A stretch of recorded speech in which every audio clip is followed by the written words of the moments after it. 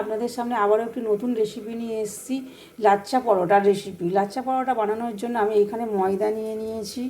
এবার ময়ান হিসাবে আমি সাদা তেল দেব।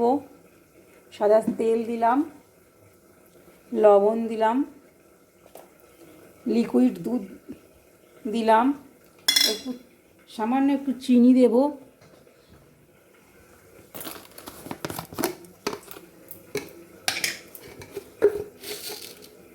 চিনি দিলাম। আপনারা চিনিটা গুঁড়ো করেও দিতে পারেন। এইখানে আমি নিরামিষ লাচ্ছা পরোটা বানাবো, তার জন্য ডিমটা দিচ্ছি না। আপনারা মনে করলে ডিমটাও দিতে পারেন। ময়ানটা দিয়ে আমি ভালো করে এইভাবে মিক্সড করে নেব। তারপরে অল্প অল্প করে জল দিয়ে একটা ডো বানিয়ে নেব। দেখুন ময়ানটা আমার ভালো করে দেওয়া হয়ে গেছে এবং ভাঁজ দেখুন এরকম মুঠো করলে কীরকম ছেড়ে ছেড়ে যাচ্ছে। দেখুন এইভাবে করতে হবে, তবেই কিন্তু লাচ্ছা পরোটাটা ভালো হবে। ময়ানটা ঠিকঠাক দিতে হবে। এবার অল্প অল্প করে জল দিয়ে আমি একটা ডো বানিয়ে নেব।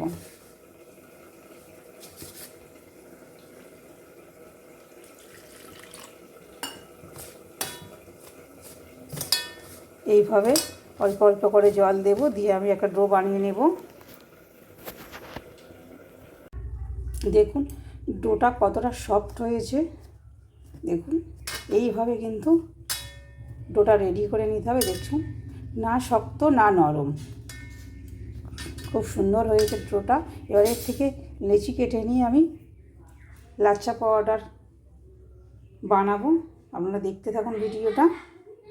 দেখুন লেচিগুলো আমার কাটা রেডি হয়ে গিয়েছে। এবার এক এক করে আমি লাচ্ছা পরোটার শেপে বেলে নেব, তারপরে তেলে ভেজে নেব। আপনারা দেখতে থাকুন ভিডিওটা। দেখুন পরোটাগুলো এবার আমি বেলে নেব, কীভাবে বেলছি আপনারা দেখুন।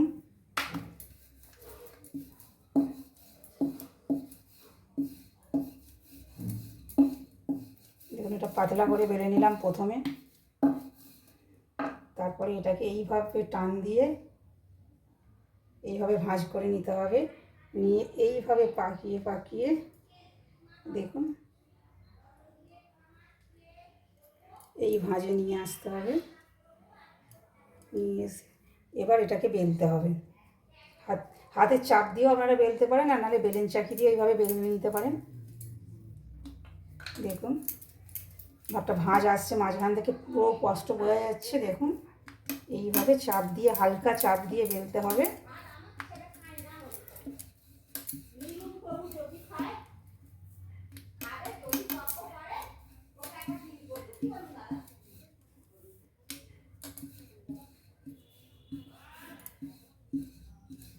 বেলা হয়ে গিয়েছে। এইভাবে আমি একে একে সবগুলো বেলে নেব।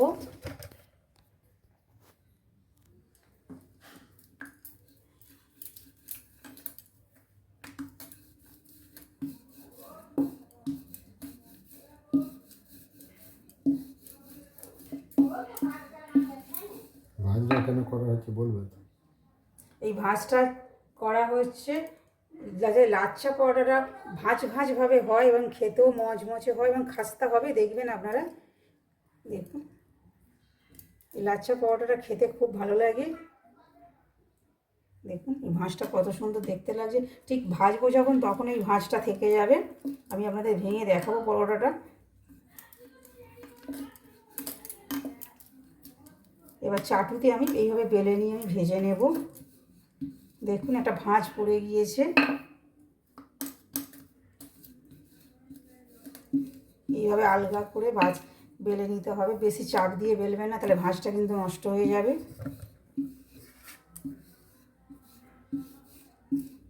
বেলা হয়ে গিয়েছে। এবার আমি চাটুতে তেল দিয়ে ভেজে নেব।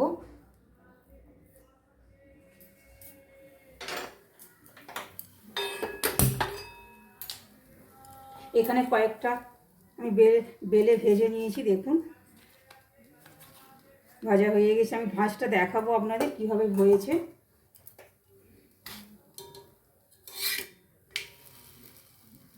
এতে বেশি তেল লাগে না, অল্প করে তেল ছড়িয়ে দিয়ে ভাজলেই হবে।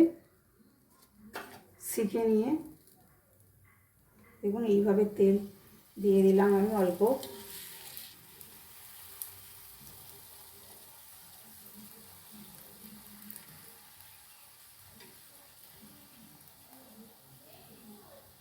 একটু লাল লাল করে ভেজে নিতে হবে। এই পরোটাটা বাচ্চা বড় সবারই ভালো লাগবে। দেখুন একটা ভাঁজ এসে গেছে।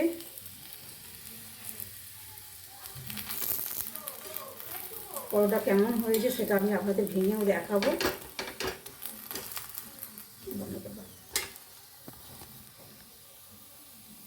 দেখুন সবগুলো পরোটা আমার রেডি হয়ে গিয়েছে এবং ভিতরে দেখুন একটা সুন্দর একটা ভাঁজ এসে গেছে, দেখছেন?